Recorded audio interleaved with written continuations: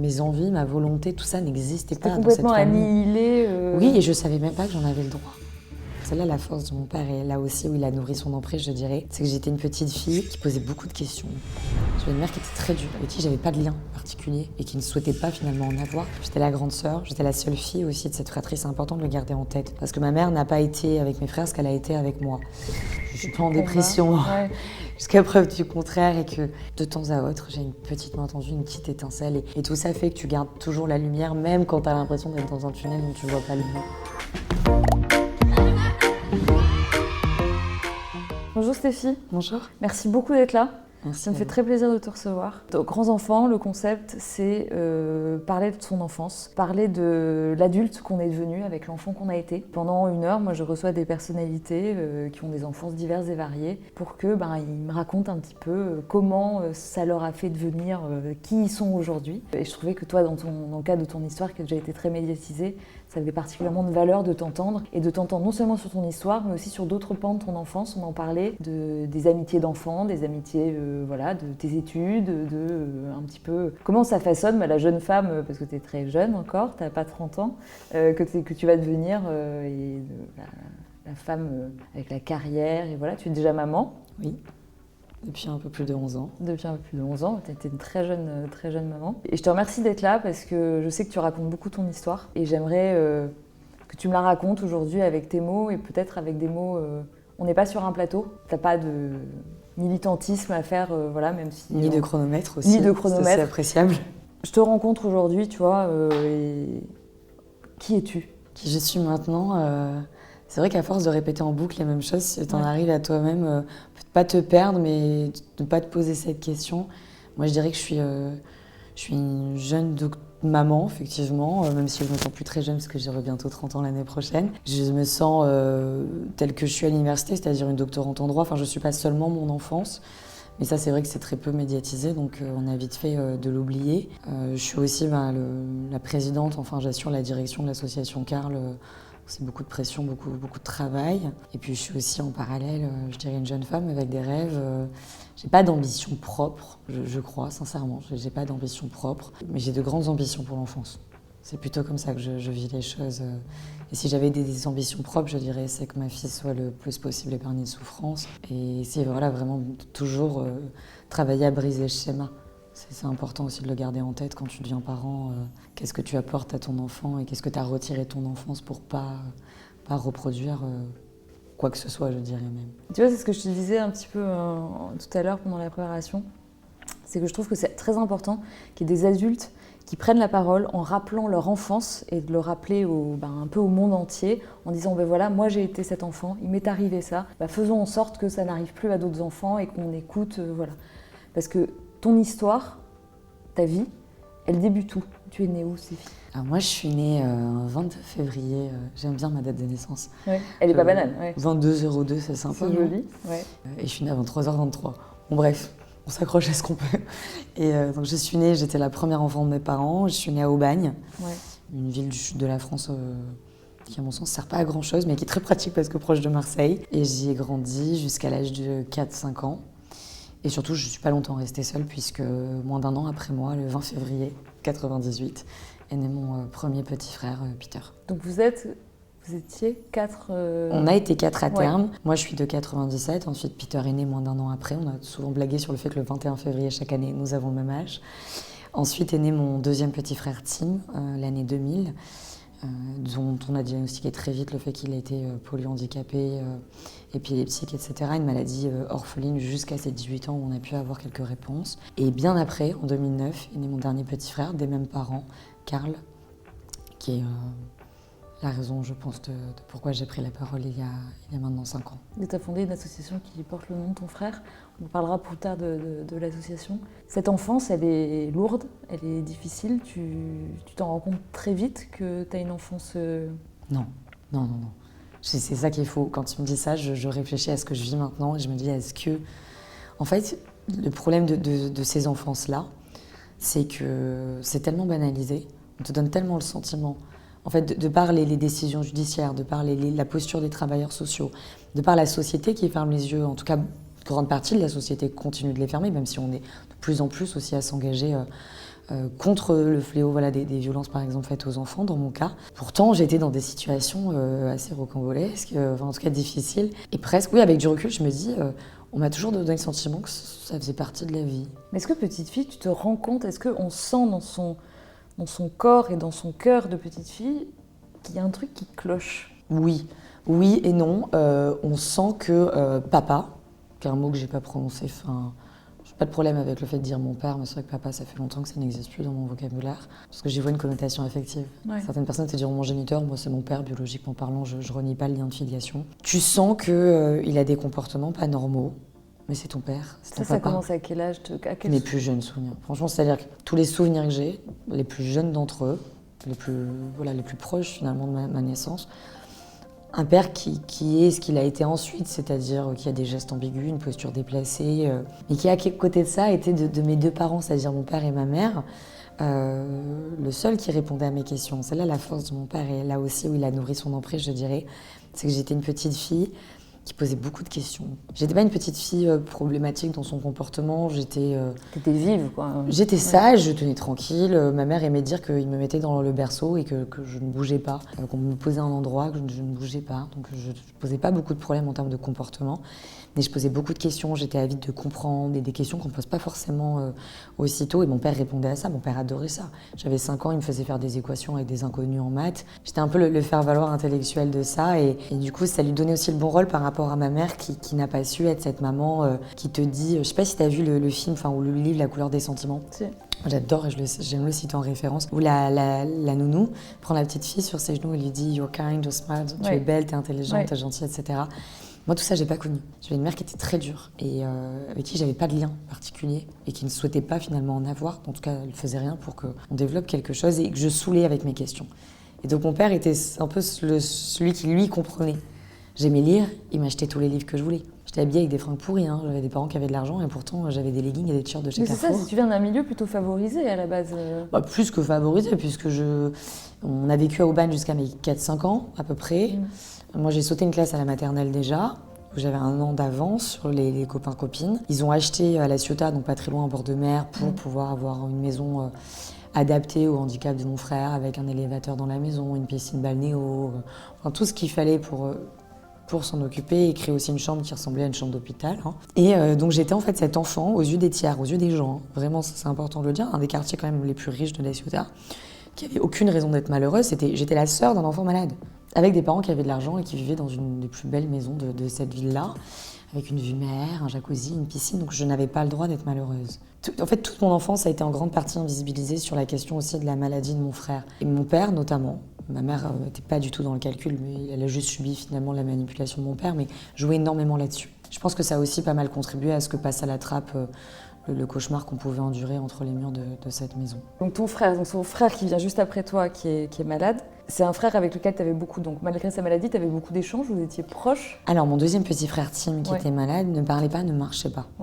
Donc dire qu'on était proches, et c'est pareil pour lui, et ça je pense que c'est compliqué. De tous les experts qui ont pu le rencontrer, aucun n'a la capacité de dire son degré de conscience. Maintenant oui, moi je me sentais proche de lui. J'étais la grande sœur, j'étais la seule fille aussi de cette fratrie, c'est important de le garder en tête. Parce que ma mère n'a pas été avec mes frères ce qu'elle a été avec moi. Je pense que se joue là aussi sa propre enfance. Parce qu'elle a une mère qui était très dure. En fait, elle a reproduit, pas tout, mais une partie de ce qu'elle a enduré elle-même. En ce qu'elle reprochait à sa mère d'être très dure, elle a été très dure. En fait, elle m'a aimé, ma mère, sans nul doute, mais très mal. Parce que finalement, elle a elle-même été mal aimée. Et ça, c'est quand même quelque chose à garder en tête. Parce qu'on est mal aimé, on peut devenir mal aimant, et ainsi de suite. Et on traumatise des générations entières. Je pense que j'ai fait les frais de ça. J'ai fait aussi les frais d'un effet miroir.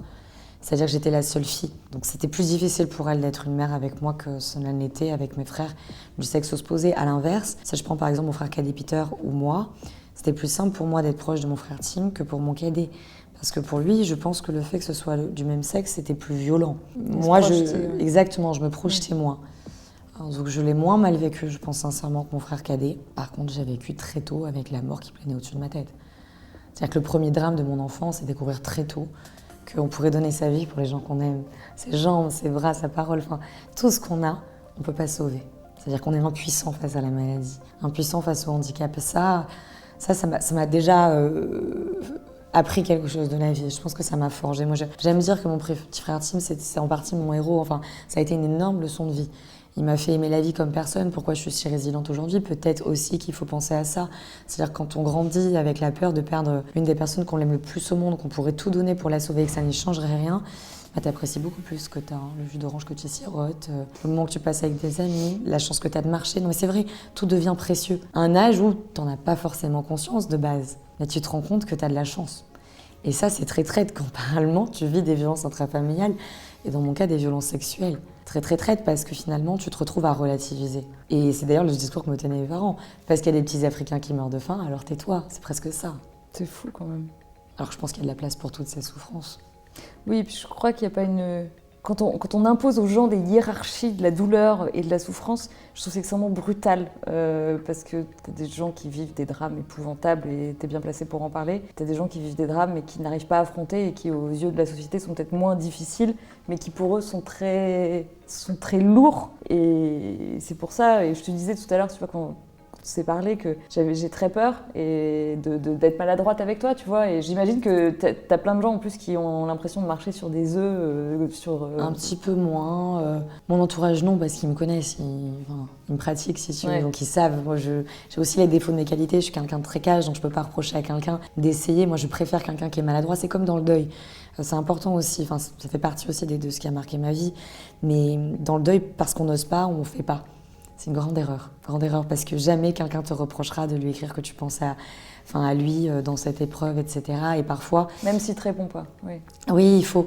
En fait, il vaut mieux quelqu'un qui est sincère dans son intention, mais maladroit, que quelqu'un qui, parce qu'il a peur d'eux, ne parle pas. C'est plus difficile encore de faire face à des personnes qui font comme si de rien n'était, non pas parce qu'elles le veulent, mais parce qu'au risque d'être maladroite, alors on ne fait pas. Moi, il y a des gens qui parfois n'osent pas m'aborder et... Je suis en mode, mais au contraire, enfin, je veux dire, il n'y a pas de mal et je pense que les gens aussi doivent se légitimer dans ce qu'ils ont à dire, dans ce qu'ils pensent, dans les questions, parce que les questions que tu me poses, c'est aussi des questions que les gens se posent ou me posent depuis des années. Donc c'est important aussi de pouvoir répondre à ça, que tout ne soit pas méga encadré. C'est de l'humain, à partir du moment où c'est l'humain, c'est pas, ça se prédit pas. Il faut parler avec le cœur et j'ai envie de répondre aussi à des questions qui sont neuves par rapport à ce qu'on a pu me demander. Une petite fille, tu vis dans un piège en fait. Tu es dans un piège doré pour l'extérieur. Tu vis des violences sexuelles, tu vis la violence de la maladie de ton frère. Comment c'est à l'école? Est-ce que tu en parles? Est-ce que tu as des amis, IES ou IS, je sais pas? Est-ce que tu as un prof qui t'a marqué, une instit? J'ai plein de choses sur mon enfance. C'est aussi une des particularités de celle-ci en ce qui me concerne, à savoir... Donc j'ai été à l'école, mais j'ai sauté une classe à la maternelle. Ensuite, c'est pas banal, ça, de sauter une classe à la maternelle? Wow. Parce que tu savais super bien coller des gommettes. J'étais de fin février. Ok. Je m'ennuyais, mais sincèrement, moi j'ai le sentiment d'avoir perdu du temps à l'école. C'est bien, mais après, est-ce que notre système il est vraiment fait pour tous? Grande question. Moi, je m'ennuyais. J'avais beaucoup de mal, et encore aujourd'hui, je suis comme ça. Si un truc qui peut me prendre 2 heures, on m'impose d'y perdre 10 heures, ça me tend. Ça me tend, j'aime pas ça, je trouve que la vie est courte et je dis pas que j'essaie d'être toujours méga productive et que je suis pas capable de passer une journée à regarder une série Netflix, hein, ça m'arrive. Et c'est bien aussi, c'est important de couper, mais l'enfant que j'étais s'ennuyait vraiment. Je me sentais aussi en décalage avec les autres enfants. On avait des affinités, mais je me sentais quand même un peu en décalage. Donc c'est pour ça que tu sautes une classe? Oui, surtout pour l'école, hein, parce que je m'ennuyais, vu que j'étais début d'année, ça faisait pas trop débat. Et donc je rentre à l'école primaire, je fais CP, CE1, CE2. Il faut imaginer qu'il y a la maison de mes parents, je traverse un passage piéton, il y a l'école maternelle et l'école primaire. Hein. D'accord. Et je fais que 3 ans à l'école primaire, puisque mes parents me déscolarisent à la fin de mon CE2. Le motif officiel, c'était comme ça on a plus de temps pour nos enfants, donc ils déscolarisent mon cadet, Peter et moi. Ça, vous en ont parlé? Comment on dit à ces enfants, demain, l'année prochaine, tu n'iras plus à l'école? Oh, on n'a pas eu le choix, ça a été comme ça. Et ils ont essayé de vendre le truc en nous vendant le fait qu'ils auraient plus de temps, qu'on aurait plus de moments sympas, parce que c'est vrai que quand je suis la fratrie d'un enfant aussi malade que ça, mon frère il était filmé H24, il était branché, il fallait tout faire. Et mon père était assez psychorigide là-dessus. Hein. Mon père expliquait à des grands professeurs de la Timone comment ils devaient faire leur travail. Et il est comme ça aussi avec les magistrats. Enfin voilà, donc tout était très exacerbé, si je puis dire.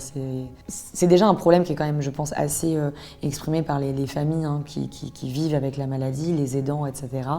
Mais c'est vrai qu'avec la personnalité de mon père, c'était encore plus plus stéréotypé, je dirais. Et donc, nous, on se disait, on va avoir plus de temps avec nos parents. Et puis, de toute façon, on n'avait pas le choix. Donc, tu l'as vu comme un espoir à ce moment-là? Parce qu'il t'est arrivé déjà tout ce qui t'est arrivé. Comment tu l'as vécu, ça? Non, pas super bien. Mais en fait, moi, je faisais de la musique depuis l'âge de 4 ans. D'accord. Et très vite, j'ai fait à plus ou moins haut niveau. Mon instrument principal, c'était le violoncelle. Moi, je voulais faire du violon, mais il n'y avait pas de place. Donc, ils m'ont imposé le violoncelle, mes parents. Okay. Conservatoire, et après j'ai fait pendant un temps de la flûte traversière en plus, puis j'ai basculé mon deuxième instrument sur du piano, donc j'ai eu mes prix en fait de conservatoire, etc. en solfège, violoncelle, piano. Bravo. Et donc ça aussi c'était un argument pour mes parents, d'avoir plus de temps pour des activités. Mais en fait il faut vraiment comprendre qu'aujourd'hui je te parle en tant que moi Stéphie, mais moi Stéphie à l'époque, et ça je l'ai compris bien après, ça n'existait pas. Ce que je pensais, ce que je voulais, mes envies, ma volonté, tout ça n'existait pas. C'était complètement annihilé. Oui, et je savais même pas que j'en avais le droit. Et ce que je pensais de moi était finalement ce qu'on disait de moi. Et donc, je savais pas qui j'étais, je savais pas que j'avais le droit de vouloir quelque chose. Donc j'étais très manipulée, si je puis dire, et la société donnait raison à ça. C'est-à-dire qu'il y avait plein d'indices de mal-être, de choses. T'en as parlé, t'as dit ça à quelqu'un? Est-ce qu'une fois t'as essayé de dire à un adulte ou à une amie Non, à mots couverts, comme beaucoup d'enfants le font aujourd'hui, oui, à mots couverts. Mais de toute façon, comment veux-tu qu'ils écoutent, qu'ils décèlent, dès lors que dans l'esprit d'autrui, ma souffrance était due à la maladie de mon frère. Donc en fait, c'était pas possible de se poser d'autres questions. Et puis j'ai ressenti, ça je crois l'avoir jamais dit dans un média, mais aussi le fait qu'on a un peu ce truc-là, et encore maintenant, ça je le vois vraiment dans les situations où mon association accompagne, où c'est pas notre problème. Pas notre problème ce qui se passe chez le voisin au-dessus, c'est pas notre problème il serait peut-être temps que ce soit un peu notre problème. En tout cas, si ça avait été un peu plus le problème des adultes. Oui, c'est vraiment ça, personne ne se mêle. Et la famille, ça aussi, ça peut être intéressant d'en parler, mais ma mère avait aucune relation particulière avec sa famille. Moi-même aujourd'hui, je ne veux pas entendre parler de la mère de ma mère qui a été odieuse à tous les égards, jusqu'à ne pas verser un centime pour les obsèques de sa fille. Donc ça te donne un ordre d'esprit de qui est cette femme. Et puis je lui en veux aussi parce que si ma mère a été une si mauvaise maman, c'est notamment parce qu'elle l'a brisée. Et ça joue aussi, je pense, dans le décès de ma mère. Donc du coup, pas de famille. Du côté de mon père, en fait, ma mère, c'est un milieu défavorisé. C'est-à-dire que le meilleur métier qu'ait eu ma grand-mère maternelle, c'est de la mise en rayon en supermarché. D'accord. Ça donne un ordre d'idée. Mon père, lui, vient d'un milieu plus favorisé. C'est une famille arménienne qui, du fait du génocide arménien, s'est installée en France. Donc pour la plupart, en tout cas sur les anciennes générations de gros travailleurs, qui ont tous brillamment réussi, qui n'ont tous aucun espèce de problème d'argent, qui sont plutôt dans la moyenne haute française, voire très haute. Et donc une grande famille. C'est-à-dire que mon grand-père paternel, il est décédé avant ma naissance, mais il avait 4 frères, dont 2 sœurs adoptives, qui étaient des cousines qui ont été du coup adoptées suite au génocide par mes arrière-grands-parents. Et chacun a eu beaucoup d'enfants. D'accord. Alors sauf mon grand-père, lui, il en a eu 2, mon père et ma tante. Et en fait, de tout ce monde-là dont je te parle, et des générations qu'on suivit, de mes cousins, etc., je n'ai eu aucun espèce de soutien, jamais. Pire encore, on me demandait de faire le dos rond, de pardonner. J'ai passé des années à entendre, bien sûr, j'ai des traces écrites et des courriers qu'on m'a envoyés, dont certains qui ont été d'ailleurs, qui m'ont pas été donnés du temps de mon placement. Parce que c'est vrai que là j'ai fait un bond dans le temps à qu'est-ce qu'il arrive pour moi après à l'adolescence, mais même enfant, j'ai pas ressenti non plus tant que ça le soutien de cette famille. Quand tu as été déscolarisée, est-ce qu'il y a eu une partie... Alors c'est très intéressant ce que tu racontes en disant franchement j'avais pas d'émotions, en tout cas je ne pensais pas que je pouvais avoir des émotions. J'avais des émotions. Hein. Ah dis-moi. Je pleurais beaucoup. Ouais. Non. Par exemple tu vois le violoncelle c'est un instrument à cordes, tu joues comme ça. Et moi, j'aime bien dire que c'était mon premier amour. Vraiment, c'est-à-dire que ça a été un moyen, à une époque où j'avais pas les mots sur les mots comme je peux le faire maintenant, d'exprimer ce que je ressentais. Et j'ai beaucoup pleuré. J'avais réussi à négocier à terme. On rêvait d'avoir un chien avec mes frères. Au final, ils ont pris un chien, mais plutôt pour mon frère qui était malade. Donc c'était pas le chien dont rêvaient les enfants. Tu rêves d'un labrador, d'un golden retriever, tu rêves d'un chien. Tu rêves pas d'un shih tzu. Donc, mais on a adoré ce petit chien. Mais donc, on a fini par négocier. Donc mon cadet avait eu des hamsters. Chacun son truc. Moi, j'avais eu une calopsite apprivoisée. J'ai raconté ma vie à cet oiseau, et ma vie entière. Et il y avait un chat qui était là juste avant ma naissance, donc qui a suivi quand même jusqu'au collège, donc jusqu'à l'âge de 10 ans, si je ne dis pas de bêtises. Cet oiseau, ce chat, faisait partie de mes meilleurs amis. Donc non, je pleurais aussi en public, etc. Je souffrais terriblement, mais je n'étais pas légitime. Personne t'écoutait quand tu pleures, quand tu vois un enfant qui pleure aujourd'hui, tu lui demandes qu'est-ce qu'il y a, et quand on demande qu'est-ce qu'il y a, tu réponds, C'est quoi, il y avait un autre souci, c'est que Mon père, alors mes parents étaient vraiment pas bienveillants ni bien traitants avec moi quand les rideaux se referment. En revanche, en public, j'étais la jeune fille prodige. Celle qui pourrait très bien avoir son bac à 13 ans, celle qui avait ses prix, était brillante en musique. Il fallait que je joue devant les amis de mes parents. Voilà. Et en fait, tout ça, je pense, crée une forme de rivalité interparentale, si je puis me permettre, ou en tout cas un a priori me concernant, alors que moi, j'adhérais pas du tout à ça. Moi, ils me faisaient honte, mes parents, quand ils parlaient de moi comme ça. Parce que toi, tu savais, quoi. Ça, et puis j'aime pas la mise en avant comme ça, c'est sous-entendu mes enfants sont les meilleurs et les tiens sont nuls. Enfin ça, je trouve que c'est un peu dur. Il y a des parents qui ont tendance encore, qui sont pas forcément maltraitants à se comporter comme ça. Enfin je veux dire, c'est pas parce que t'as pas ton bac avec 18 de moyenne que tu vaux rien. Hein. Il y a beaucoup de parents qui vivent au travers de leurs enfants. Ils sont très très fiers.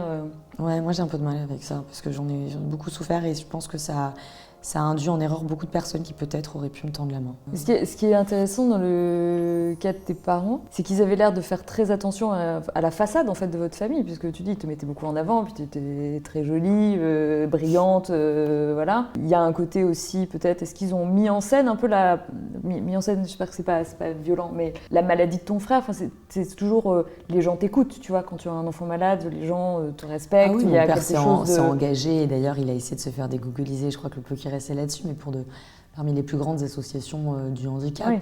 Donc il y a quand même un statut global, la famille, avec un enfant malade. Oui, mais ils n'ont pas eu besoin de le mettre en scène parce que mon frère était vraiment très malade, donc forcément les gens ça leur serre le cœur. Après c'est un peu tabou le handicap, mais du coup je pense que ça leur a permis de vivre, de conserver leur petit huis clos familial. Puis ma mère de toute façon dans tout ça n'a été qu'un pion, parce que ce qui s'est passé c'est qu'en fait mes parents se sont rencontrés à Paris, donc ma mère de ce milieu défavorisé, mon père d'un milieu favorisé.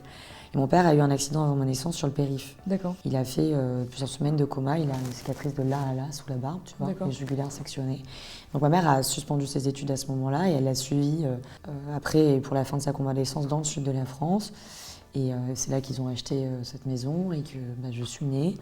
Et donc en fait ma mère dans sa vie elle n'avait que nous. Pas d'amis, pas de relations. Pas de réalisation propre à elle-même.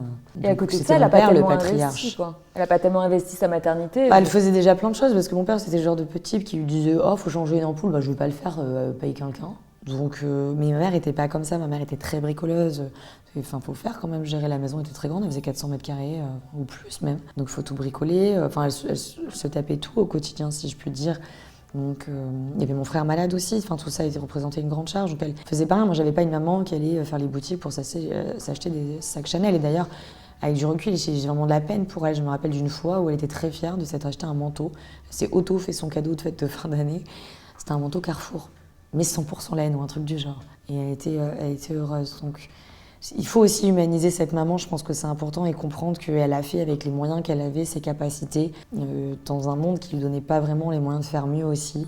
C'est vraiment une enfance ratée qui a amené d'autres souffrances. Et elle n'avait pas les clés, je pense, pour s'opposer à mon père, et se protéger lui et par ricochet, du coup, nous protéger. Tu l'aimais beaucoup, ta maman? Tu l'aimais Je pense qu'on aime sa mère de manière acquise, innée dès la naissance. Je vais pas dire plus encore que son père, mais différemment. C'est plus ancré, c'est plus viscéral. C'est plus difficile de faire le deuil d'une maman que le deuil d'un père. Et rien contre les hommes, parce qu'il y a des super papas et heureusement qu'ils sont là pour relever le niveau parfois. Après, peut-être ça a été plus dur aussi vis-à-vis de ma mère, parce que mon père, il m'a toujours fait du mal volontairement en mesurant la souffrance qu'il m'imposait. Il tirait plaisir du mal qu'il me faisait. Ma mère, elle n'a jamais tiré le moindre bénéfice du fait de m'avoir fait de la peine, de m'avoir maltraitée, puisque je dénonçais des violences physiques aussi de sa part et psychologiques. Tu m'as maltraitée physiquement, ta mère? En fait, ça c'est quelque chose que j'avais complètement banalisé, que j'ai découvert moi-même en discutant avec les policiers. Et au fur et à mesure des auditions, au fur et à mesure en fait, de la tête qu'ils faisaient pendant que je parlais. Et je les voyais se décomposer et relever que c'était pas normal. Alors que moi j'avais complètement banalisé. Parce que finalement quand c'est la seule vie que tu connais, c'est normal. Et puis qu'est-ce que c'est par rapport aux autres violences que tu subis par ailleurs? Mes deux parents étaient violents. Mon père frappait beaucoup moins souvent, mais quand il frappait, il y avait un trou comme ça, dans la porte, ou presque. Et donc c'était particulièrement difficile. Ma mère, c'était plus sur des moments où elle perdait pied. Elle se mettait à crier et la baffe partait, un coup, me tirer par les cheveux. C'est deux violences différentes, mais la différence c'est que c'était pas je te frappe par plaisir, c'est je perds pied. Et donc un geste part, mais comme je pense dans le cadre de violences éducatives, sauf que je faisais forcément les frais, j'étais un peu le vilain petit canard, le bouc émissaire, et donc je faisais les frais de de tout ce qu'elle prenait sur elle par ailleurs. Tu prenais plus que tes frères, quoi. Ah bah, rien à voir, oui, ma mère, c'est pas du tout comparable. Mon frère Peter, par exemple, n'a pas du tout eu la même enfance avec notre maman et je suis très heureuse pour lui. Elle a été 1000 fois une meilleure mère avec lui qu'elle ne l'a été avec moi. Elle n'a pas su m'aimer, elle m'aimait mais elle n'a pas su le faire. Elle n'a pas su me dire elle l'a fait bien après, on peut en parler de ça aussi, mais en tout cas sur cette enfance même. Elle n'a pas su me dire que j'étais belle, elle n'a pas su me dire que j'étais intelligente, elle n'a pas su me dire que j'étais gentille, elle n'a pas su me dire que j'avais de la valeur. Ce sont des choses que je n'ai jamais entendues. Et les rares choses un peu positives que j'ai entendues, c'est de la bouche de mon père. Et c'est là aussi que l'inceste a pu s'ancrer, perdurer et m'ôter finalement tout moyen de défense. Toutefois, on peut considérer qu'un enfant en a. Parce que tu dis que ton père, il savait ce qu'il faisait. Tu parles de ta mère qui perd pied, qui s'agace. Oui, ma mère, c'était la réaction à une propre souffrance qu'elle ne gérait pas. Alors que ton père, il savait ce qu'il te faisait, il savait ce qui te faisait souffrir, surtout. Oui, c'est un débat qu'il y a, par exemple, tu vois, sur la castration chimique, comme si elle allait régler le problème. Mais il y a des hommes, comme pour mon père, tu peux les castrer chimiquement, ça ne réglera pas le souci. Il prend plaisir à faire mal, il prend plaisir à dominer, il prend plaisir à manipuler. Il a toujours été conscient de ce qu'il faisait et des conséquences que cela avait et aurait.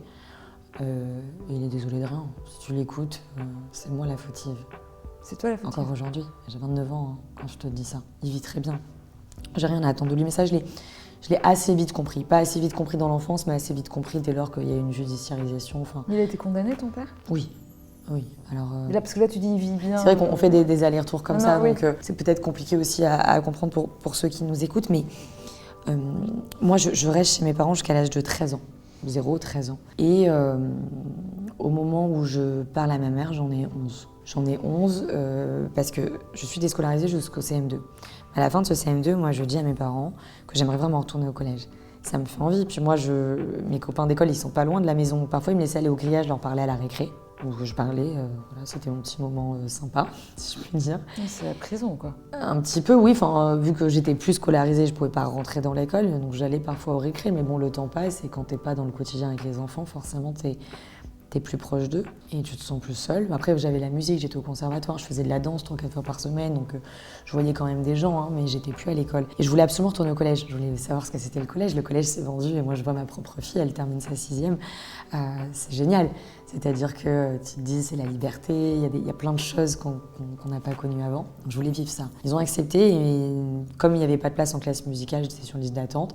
Ils m'ont mise dans un collège privé catholique pas très loin. Et donc j'ai fait 6e et un tout petit bout de la 5e, avant qu'ils me redéscolarisent. Du coup, je fais une toute petite marche arrière sur cette 2e déscolarisation en 5e. Pour les mêmes raisons, ils te déscolarisent ? La raison officielle n'est pas la même. La raison officieuse, à mon sens, est la même. Parce que quelques mois avant, en fait, je parle à ma mère. J'ai demandé à ma mère de l'aide. Un soir, mon père rentre dans ma chambre, une fois de plus. Sauf que cette fois-ci, il est plus brutal, c'est plus trash, si je puis dire, sans donner les détails, parce que ça me coûte toujours de revivre les moments. Parce qu'on n'oublie pas, je crois que quand tu subis des agressions sexuelles, tu portes encore la marque, et ça, c'est quelque chose qui reste. Tu vois, par exemple, j'espère que ça ne m'arrivera jamais, mais si je devais recroiser mon père, que je n'ai pas revu depuis janvier 2021, donc ça remonte, tu peux être sûr que je vais passer un mois à prendre 5-6 douches par jour. Donc je referme cette parenthèse et en fait, il quitte ma chambre. Bon, je vais te dire ce que je dis dans d'autres médias, mais il remonte ma culotte. Moi, je suis sur le ventre, je suis tétanisée. La seule chose que j'arrivais à faire, c'est me contracter toutes mes forces. Il remonte ma culotte, il se penche, il m'embrasse comme ça et il me dit « Je suis désolée ma chérie, je t'aime » et il repart. Et là, les secondes semblent des heures, etc. T'es terrorisée parce qu'à ce moment-là, je ne sais pas pourquoi ce moment, si ce n'est peut-être la violence supplémentaire, la fois de trop. Mais à ce moment-là, je me dis que je vais mourir si je parle pas. Vraiment, à ce moment-là, je me dis c'est lui ou c'est moi.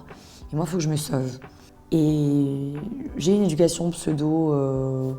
je sais pas si j'ai eu un minimum d'éducation religieuse. Moi, je considère que mes parents étaient quand même très athées, même si mon père s'est raccroché à la religion pour justifier certaines choses parfois. Et à ce moment-là, je prie, en fait. Dès qu'il part, que j'entends les portes se refermer du couloir, parce qu'il faut imaginer un couloir où il y a les chambres des enfants.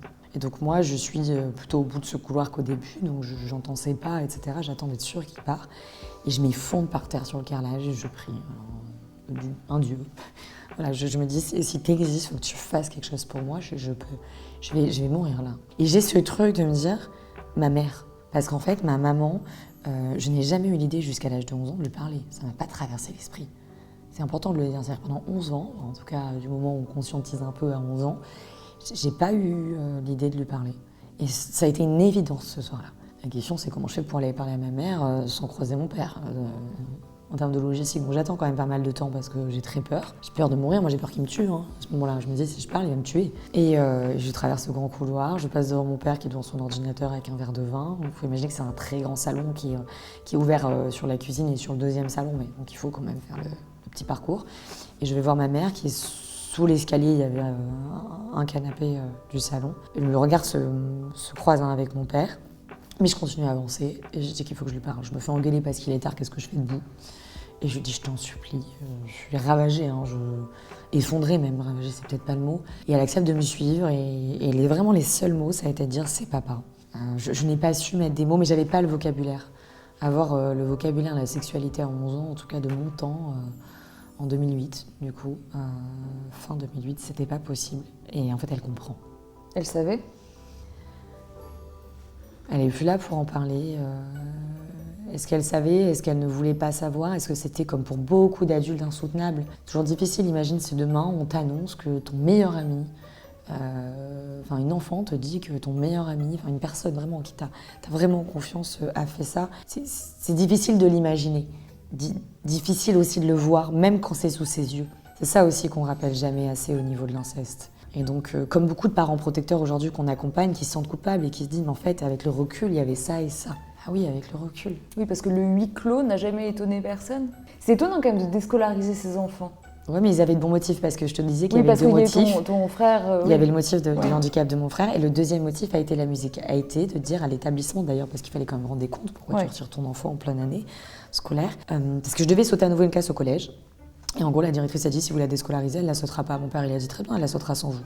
Bam, je suis repartie à la maison. Et là, j'ai fait 3 ans en un. Et l'argument officiel, c'était la musique. C'était de dire, comme ça, elle a du temps pour pratiquer l'instrument. Et il est vrai que je faisais 6 heures de musique par jour. Que c'était compliqué quand tu rentres avec le bus scolaire à 18h chez toi.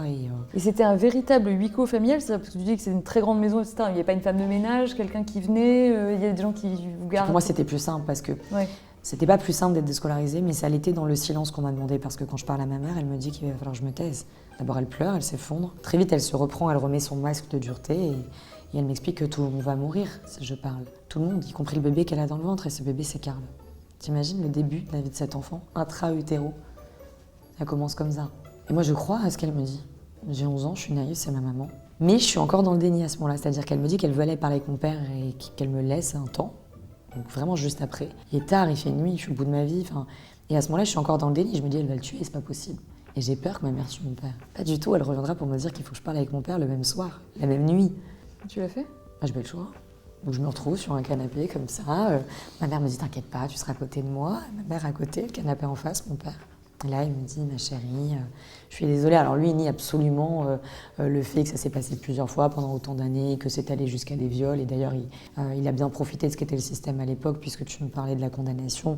Les faits ont été correctionnalisés, ça se faisait beaucoup en 2011, l'année où il a été condamné, puisque à moins d'avoir des viols avec des actes de barbarie extrême, de l'ADN si je puis dire, on correctionnalisé parce que les cours d'assises sont saturées et qu'ils trouvaient souvent ça plus safe d'aller devant un tribunal correctionnel avec des professionnels qui allaient condamner. Et mon père en plus était à l'époque en détention provisoire, donc il fallait aller vite. Donc mon père n'a pas du tout une peine à mon sens à la hauteur de ce qu'il m'a fait. Moi j'avais une déchirure hyménéale, donc une déchirure de l'hymen quand même. Donc comment tu expliques qu'une jeune fille de cet âge-là, en plus en étant déscolarisée, donc en ayant très peu de contact avec l'extérieur, etc. Donc il a pris 3 ans, dont une année ferme, et comme il avait été placé en détention provisoire 1 an plus tôt, il est sorti le soir même. Mais là je fais un bond dans le temps quand je te dis ça. Mais donc, en tout cas en 2008, quand je parle à ma maman et qu'elle me demande de me taire, je me tais. Et je fais face à ce père qui me dit « Je suis désolée ma chérie, j'ai dérapé une fois ». Il ne reconnaît absolument pas l'ampleur des violences que je dénonce. Et je comprends qu'à ce moment-là, déjà ma mère vient de me trahir, c'est-à-dire que ma mère, je lui demande de l'aide, elle me protège pas. Comment veux-tu qu'à ce moment-là, j'ai encore le courage de dire à ma mère « Mais en plus il te ment ». Donc en fait, je comprends que je suis seule. Je comprends que celle qui est à côté de moi ne va pas m'aider et que celui qui est en face de moi a eu ce qu'il voulait. Et ce que je te disais tout à l'heure, il n'y a jamais eu dans ton enfance un adulte de confiance? Quelqu'un, je sais pas, un prof, une femme de ménage qui venait chez vous, Ça n'a jamais été trop leur problème. Je pense que tout le monde a vu qu'il y avait des soucis. Personne n'a voulu s'en mêler. Personne n'a jamais rien dit? Non, comme ma famille. Enfin, si on peut appeler ça une famille. Personne, non. J'ai toujours été très seule. Mais comme je suis encore parfois aujourd'hui à l'égard de certaines problématiques, est-ce qu'on est si courageux que ça, nous les êtres humains? Est-ce qu'on n'a pas un peu tendance à se dédouaner dès lors qu'on entre dans une thématique un peu plus sensible et taboue. Il faut du courage pour lutter contre ce fléau et comment on peut attendre des enfants qui parlent si on n'est pas assez courageux aussi pour aller vers eux pour les entendre, oui. Sur ces problématiques, bien sûr. Quand veux-tu que ton enfant te fasse confiance sur telle chose si toi-même t'as pas le courage d'aborder que cette chose-là existe? Ton petit frère Karl, du coup, il naît un peu plus tard cette année-là. Oui, quelques mois après. Quelques mois après. C'est un frère dont tu as été proche. Si tu l'as vu, ce bébé, pour toi, c'était quoi, une forme d'espoir? Parce que tu étais grande. J'étais grande, en même temps, j'étais bien trop jeune pour le rôle que j'ai eu, qu'on m'a donné même, j'ose dire. Karl naît donc le 15 avril 2009, le lendemain de l'anniversaire de notre père. C'était une petite vanne entre Karl et moi parce qu'il est né à 15h14 un 15 avril. Et vous avez un truc avec les dates de naissance? Oui, je sais pas pourquoi, mais c'est quand même pas mal. Son père est du 14 avril, enfin notre père, lui du 15 avril, et quand il naît le 15 avril, il naît à 15h14. Ouais, c'est fou. Histoire de dire, c'est d'abord moi avant toi. Et donc voilà, bon, c'est une chose sur laquelle on a pu rigoler. Et encore que c'est plutôt sarcastique. Et Karl naît, et en fait, ma mère s'en occupe pas beaucoup. Il faut savoir, pour la maladie de mon petit frère Sim, jusqu'à 2005, il y avait moins d'aide de l'État sur le handicap, etc. Et donc, mes parents prenaient des garçons et des filles au pair, c'est-à-dire des personnes plus souvent de nationalité étrangère, qui intervenaient par deux. Donc on avait deux inconnus à la maison. Il faut imaginer le moulin que c'était entre l'orthophoniste, l'orthoptiste, le kiné, l'infirmier, le médecin. Et donc en fait, vraiment, il y avait du va-et-vient perpétuel. Et donc on n'était pas vraiment chez nous. C'est-à-dire que moi, j'ai pas connu vraiment une enfance où je pouvais me balader comme je le voulais en pyjama. Alors que tu vivais en huis clos. Enfin, il y a quand même quelque chose de... Tu voyais pas des gens de ton âge, ou très peu, à part les gens, les amis derrière le grillage. Dans les activités, à la danse et à la musique. Mais les amis n'ont pas les épaules. Moi, je vois ma fille, elle a 11 ans, elle se sent parfois très seule dans ses amitiés, alors qu'elle a des super amis. Ses amis n'ont pas les épaules pour l'accompagner vis-à-vis de certaines choses, certaines souffrances, notamment le deuil quand il est particulièrement violent. Et moi, je pense qu'il faut arrêter de projeter la responsabilité sur les enfants. J'ai échangé il y a quelques jours avec une travailleuse sociale que j'adore, qui est incroyable, qui fait partie des plus courageux à mon sens par rapport à ce qui se fait en France. Et elle me disait, oui, mais c'est vrai que maintenant, parler d'un enfant en particulier, une situation qu'on accompagne. Non, mais ce qui est bien, c'est que donc, cet enfant sait dire les choses, ne se laisse plus faire. Et je dis, mais c'est quand même terrible, quoi. Donc l'enfant en question a plus ou moins l'âge de ma fille, qu'on en soit à se dire... elle se protège elle-même, c'est presque ça en fait. Et on en est à un point où on attendrait des enfants qui fassent que nous, on ne fait pas les adultes. Et moi, j'avoue que ça me dérange un peu. Alors c'est mieux que rien. Et de toute façon, il faut absolument tout faire pour protéger les enfants, mais c'est quand même pas leur job. Donc il y avait aussi ça, aussi quand on est victime, c'est compliqué en tant qu'enfant ou jeune adolescent de se confier aussi à ses amis, c'est leur faire porter un poids. C'est leur faire connaître une réalité qu'on aimerait n'exister nulle part ailleurs que chez nous. Moi, je ne mesurais pas à quel point c'était répandu. C'est là aussi que je te disais que j'avais vécu ces années de manière assez banalisée. Je souffrais terriblement. Jamais j'ai cru que c'était normal. J'ai toujours ressenti la normalité de la chose. Mais j'en ai mesuré la gravité et à quel point je n'étais pas un cas isolé qu'après. En fait, ce que je trouve très fort dans ce que tu dis, c'est une question que je me suis un peu toujours posée. Un enfant ne sait pas que un acte sexuel sur lui est quelque chose d'anormal. Après tout, s'il a connu que ça. Mais tu as quand même quelque chose, j'ai l'impression, dans ton discours, dans ton corps de petit enfant, qui se révulse en fait de ce qui lui arrive, parce qu'il y a quelque chose d'anormal. En fait, ce que je veux dire, c'est que biologiquement, enfin, tu ressens ce qui est normal ou pas normal. Et c'est peut-être ça aussi aujourd'hui qu'on a du mal à écouter. Tu vois ce que je veux dire ou pas? Alors, ce qui est encore plus vicieux, ouais. C'est que moi, j'ai eu un peu de prévention de la part de mes parents, de mon père, qui me disait, si un jour quelqu'un vient, elle est sortie de l'école avec des bonbons, il ne faut pas que tu montes dans sa voiture, si quelqu'un te touche, il ne faut pas que tu te laisses faire. Donc celui qui abusait de moi, qui m'agressait sexuellement, qui me violait, tenait ce discours-là. Et donc là, tu es un peu plus pieds et mains liés aussi. Donc il faut aussi comprendre toute la perversité de ce qui a été fait, comment les choses ont été faites autour, de sorte à ce que j'ai le sentiment que, en fait, je n'avais pas d'autre choix. Et puis j'avais très peur aussi, très vite finalement. De toute façon, la seule fois où j'ai vraiment trouvé cette force, ou je ne sais quoi, de demander de l'aide et de parler et de dire au secours à ma mère, on m'a fait comprendre qu'il fallait que je me taise, sinon tout le monde allait mourir. Et je suis désolée de le dire, mais force est de constater que ma mère n'avait pas si tort. Donc mon silence n'était pas non plus si infondé que ça, il faut le rappeler. Alors c'est pas une raison pour dire aux victimes ne déposez pas plainte, faire pas ce qu'il faut, au contraire, il faut continuer à demander à la justice de répondre à la hauteur de ce fléau et de condamner ces hommes pour la plupart et ces rares femmes qui se rendent coupables des pires sévices sur la personne de l'enfant. Mais bon, on m'a dit tais-toi sinon tout le monde va mourir, j'ai parlé et presque tout le monde est mort. Donc tu as perdu ta maman, s'est suicidée? Ma mère et mes 2 frères en l'espace de 2 ans. Alors là, je fais un bond, donc on peut faire des petits allers-retours, j'espère qu'on nous suit encore, mais ma mère s'est suicidée en avril 2019. Mon frère Tim est décédé en janvier 2021, donc moins de 2 ans après. Et là aussi, mon père n'y est pas pour rien, il était hospitalisé, parce qu'après le décès de ma maman, il fallait que je choisisse entre élever mon petit frère Karl ou solliciter, par exemple, pourquoi pas la tutelle de mon frère Tim, qui était alors... Hospitalisé? Tout juste jeune majeur. Non, en fait, il est hospitalisé à domicile. Ah, c'est ça, oui. Et quand ma mère est décédée, c'est posé la question de ce qu'on faisait. Sauf que si je gardais, si je demandais la garde de Karl, c'était compliqué de gérer Tim aussi, parce que mon père avait le droit de voir Tim, et Karl ne supportait pas l'idée, à partir de là, qu'il l'approche de près ou de loin, et depuis belle lurette déjà. Et l'idée de répondre à la demande de Karl, c'est-à-dire « je t'en supplie Stéphie, protège-moi de lui », c'était de lui proposer un cadre de vie où il ne se sent pas en danger. Donc il fallait faire un choix. J'ai dû choisir entre mes 2 frères. Et j'ai choisi Karl, pas parce que j'aimais plus Karl, mais parce que c'est comme... j'espère qu'on me pardonnera l'image que je donne, mais c'est plus clair ainsi. Si tu dois miser sur 2 chevaux, tu vas miser sur celui... Enfin, en tout cas, pas sur celui dont tu sais qu'il n'arrivera pas à la ligne d'arrivée. Et j'ai aussi pensé que Tim, en tant que grand frère, même si très malade, très handicapé, aurait toujours priorisé le plus fragile, le plus petit, si je puis dire. Et donc, Tim allait déjà un week-end sur 2 pour soulager ma mère dans un hôpital un peu plus spécialisé dans le Var. Et ils ont été assez sympas là-dessus, ils ont accepté de le prendre à temps plein. Ça a été difficile, parce que c'était pas les mêmes conditions, non pas qu'ils étaient maltraitants, mais qu'ils font avec les moyens que la France donne en termes de santé, et aussi vaste le débat. Et donc Tim était dans cet hôpital, d'ailleurs ça s'appelle Saint-Salvador. Ils font vraiment tout ce qu'ils peuvent pour les enfants en situation de handicap, mais c'est vrai que c'est très dur, tu te retrouves à aller voir ton frère dans une chambre où il y a, je sais plus, mais au moins 4-5 enfants. Et chacun a ses propres troubles, donc ça crie, c'est dur à voir, tu te sens très, très impuissant.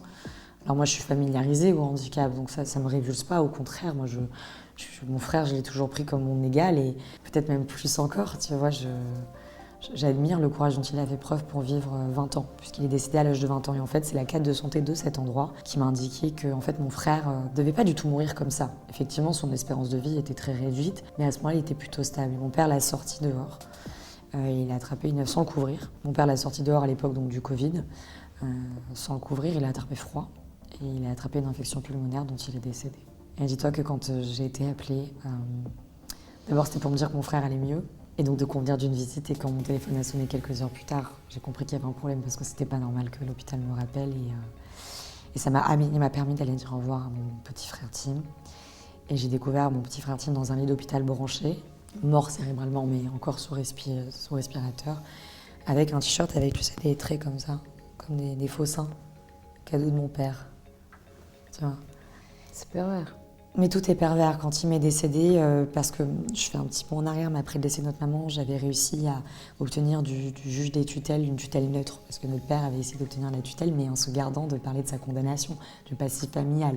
Donc il a fallu que j'informe avec mon frère cadet le juge des tutelles. Mais ça se voit pas dans les dossiers. Bienvenue en France. D'accord. C'est comme quand il y a quelques mois, un peu plus d'1 an je crois, la juge des enfants du tribunal dont dépend aujourd'hui mon père me contacte pour la situation de mon demi-frère, parce que j'ai un demi-frère qui a 10 ans, pour obtenir l'ordonnance de renvoi de la juge d'instruction. Je demande pourquoi elle demande ça à moi, la victime, la fille aînée, pourquoi elle n'appelle pas ses collègues à Marseille. C'est pas méchant, mais voilà, il faut pas oublier aussi les magistrats, ils font avec ce qu'on leur donne aussi, et les moyens sont clairement pas là. Je me suis un peu perdue. Attends, revenons. Et non, donc tu parlais de la tutelle, oui, exactement. Au niveau de la perversité, donc j'arrive à obtenir du juge des tutelles une désignation d'un mandataire judiciaire à la protection des majeurs neutres, c'est-à-dire une professionnelle en l'occurrence. Cette professionnelle souscrit un contrat obsèque parce qu'il était dit qu'un jour mon frère allait mourir. Donc je dis pas que mon père est fautif de la mort de mon frère, mais qu'il a son rôle même là-dedans. C'est-à-dire que même là, il n'y est pas pour rien, encore une fois. Et d'ailleurs, j'ai dû croiser mon père parce qu'il est arrivé juste après moi à l'hôpital. Donc le personnel soignant était très protecteur. Là-dessus, je leur en dois une. Ils ont été courageux face à tellement, qui encore aujourd'hui me disent c'est pas mon problème. C'est pas leur problème si le mec est un pédocriminel. Moi, ça me fait toujours halluciner. Et en fait, mon père a contesté le contrat obsèque. Et je me suis retrouvée devant un juge des funérailles. J'ai découvert la culture juridique que ça existe. En fait, c'est pas un magistrat qui existe, c'est un magistrat qui est constitué pour l'occasion dès lors qu'il y a une saisine.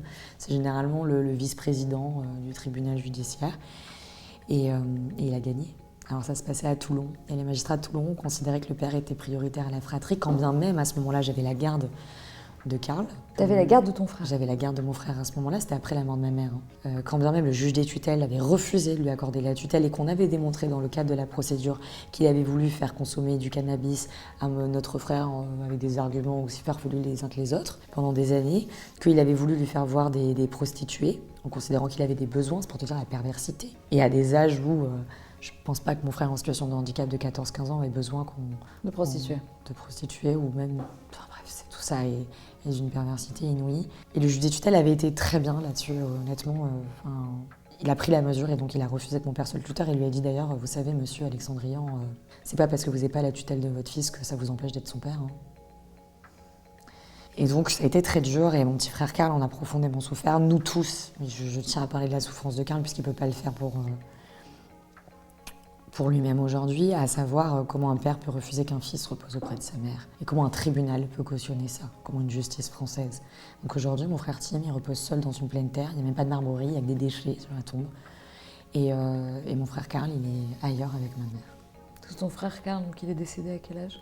Donc 2019, ma maman se suicide. Karl a 9 ans. Karl va déjà très mal. Karl dénonce depuis quelques temps des violences. Karl dit quand je pense à mon père, je pense à la mort. Mais rien ne se passe, rien n'est fait. Il était abusé par ton père, Karl? Karl, c'est ce qu'il a dénoncé, oui, des agressions sexuelles. Parce qu'en fait, mon père, quand il est condamné, il sort donc le soir même. Moi, je suis toujours placée en foyer. Ça, on n'en a pas parlé aussi, mais c'est 2 ans de ma vie qui ont été d'une violence inouïe, où j'ai fait face à un milieu social que je connaissais pas, la misère même en fait. Hein. Il faut en parler des enfants placés, des enfants confiés, si j'emploie les termes politiquement corrects. Et en fait, c'est le problème de personne. C'est déjà compliqué de sensibiliser aux violences faites aux enfants. Alors les enfants placés, pour en parler, bon courage. Moi, je le vois, les médias, tu vois, souvent, ça les intéresse pas ce qui s'est passé pendant mon placement. Ouais, je trouve que c'est très intéressant de savoir combien de violences j'ai subies pendant ces 2 ans, combien d'éducateurs m'ont méprisée, ont tout fait pour que je passe pas mon bac. Ils voulaient m'envoyer faire un CAP. J'avais 2 ans d'avance quand je suis placée.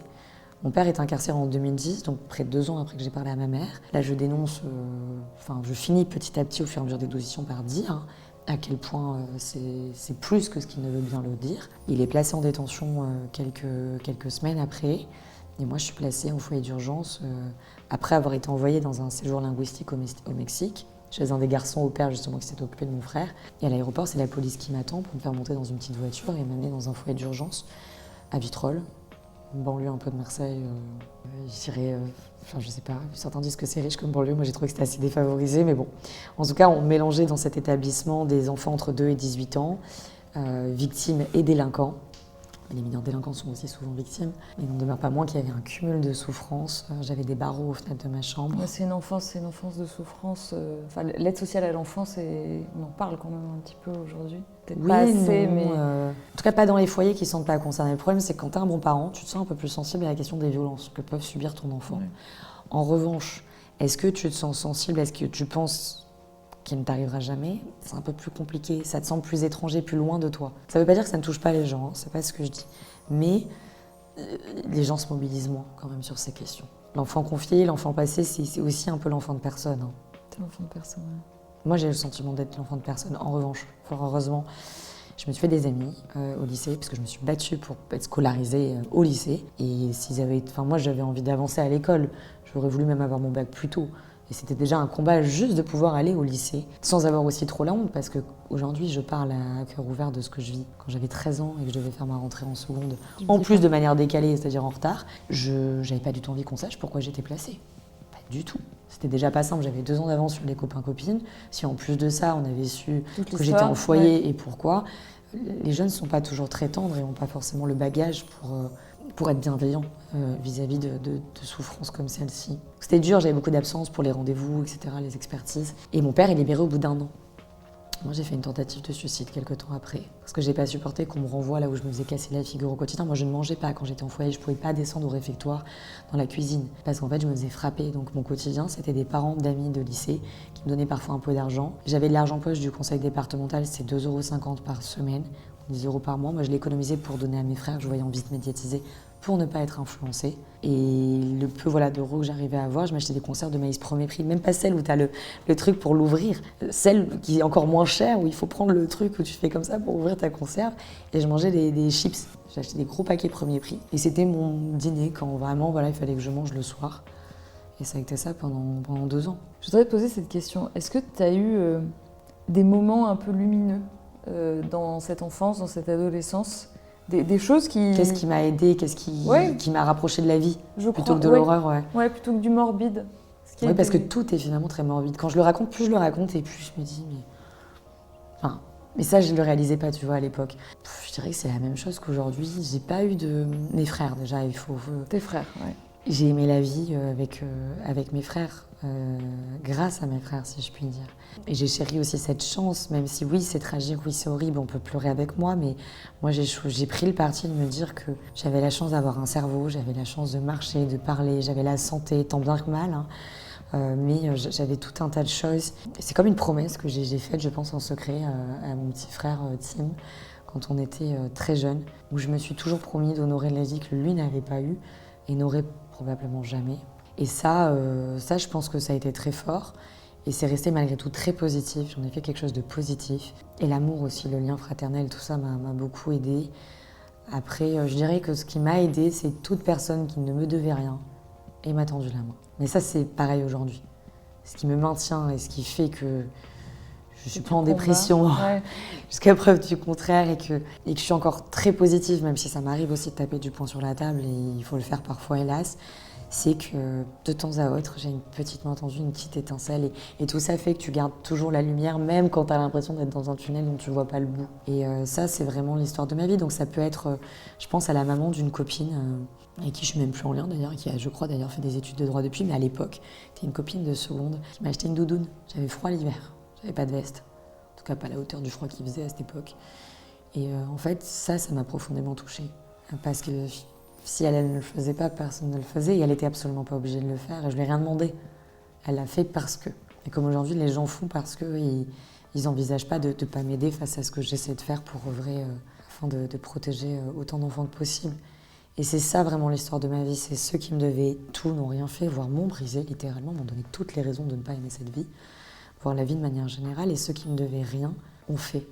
Sans que je leur demande, sans en être obligée, sans en avoir, en retirer un moindre intérêt. Et ça a fait que j'ai jamais perdu pied, plus ou moins. Alors j'ai fait effectivement une tentative de suicide parce que c'était insoutenable et que j'ai lutté autant que possible durant toute mon enfance pour garder espoir et qu'à un moment c'était plus tenable, c'est moi la victime, c'est moi qu'on enferme, c'est moi qui me fais agresser au quotidien, j'ai manqué de me faire violer je sais pas combien de fois par, alors on appelle ça les mineurs non accompagnés, à un moment c'était les mineurs isolés étrangers et il y en a qui sont vraiment mineurs, je dis pas le contraire, mais moi en l'occurrence je faisais face à des jeunes, pseudo-jeunes qui disaient qu'ils en avaient 16-17 dans ce fameux foyer et qui en réalité en avaient 30. Je veux dire les douches c'est limite si elles n'étaient pas collectives.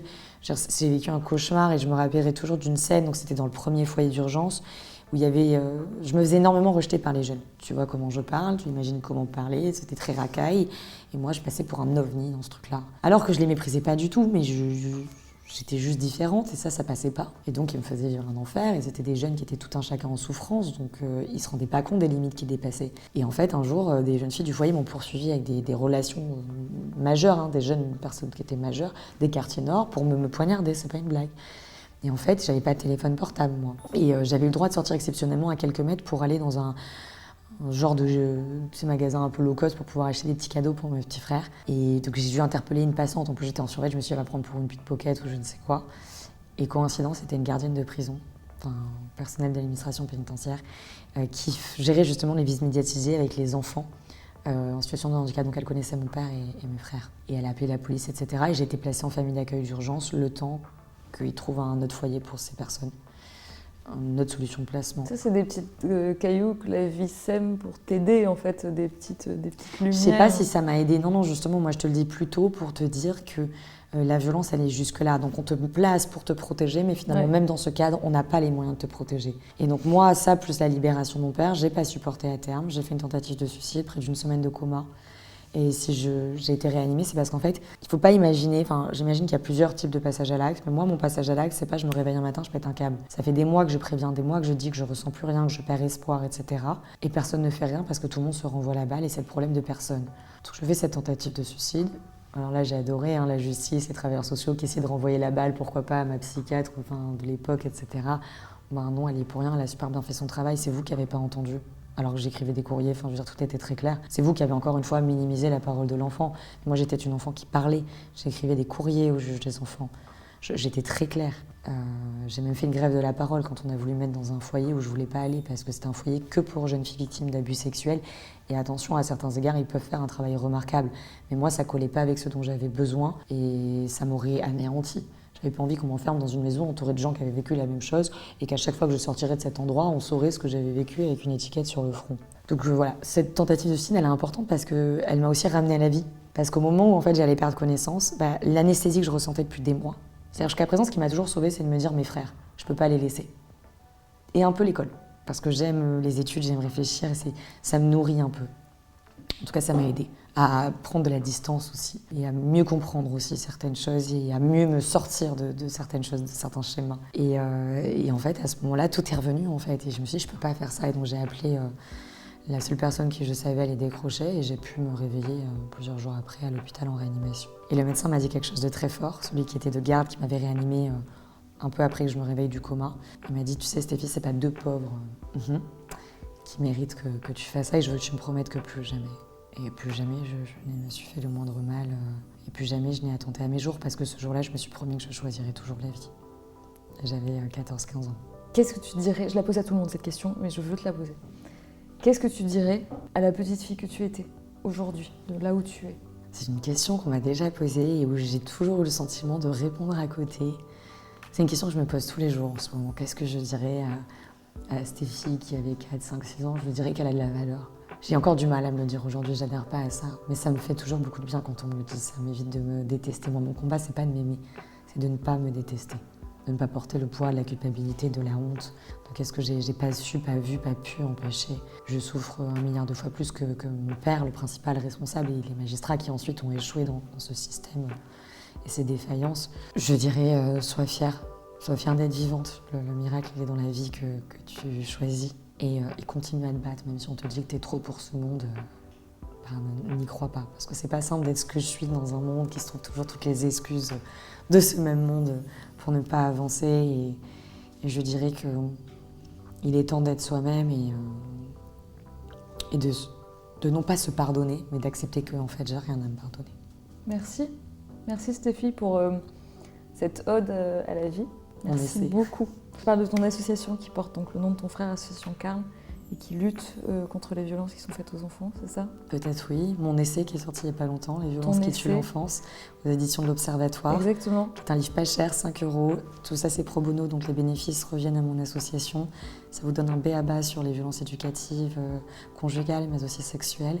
Et enfin, mon documentaire de ma vie, avec un petit peu plus d'éléments à certains égards, qui est disponible sur la plateforme Arte.